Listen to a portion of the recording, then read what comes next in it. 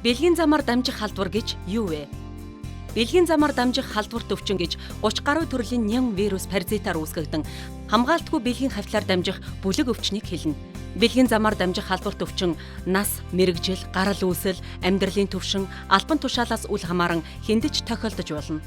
2016 онд бэлгийн замаар дамжих халдварын нийт 14964 тохиол бүртгэгдсэний дотор 41.4%-ийг Тэмбүү, 29.2%-ийг Заг хүйтэн, 29.2%-ийг тэрхэм нас, тэг 12%-ийг хүний дархлал хомсдлын вирус дох өвчин эзэлж байна.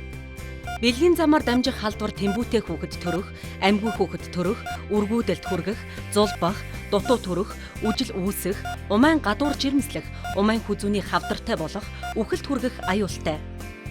Тиймээс залуу хүн та бэлгийн замаар дамжих халдвараас найдвартай хамгаалахын тулд эрүүл мэндийн боловсролоо дээшлүүл, хайртай хүндээ үнэнч бай, бэлгэвчийг тогтмол зөв хэрэгэл, тогтмол шинжилгээнд хамрагд. Залуучууд бид бэлгийн замаар дамжих халдвар төвчний эсрэг нэгдэж байна. Монголын ирээдүй миний, чиний, таны, бидний зөв амьдралаас шалтгаална.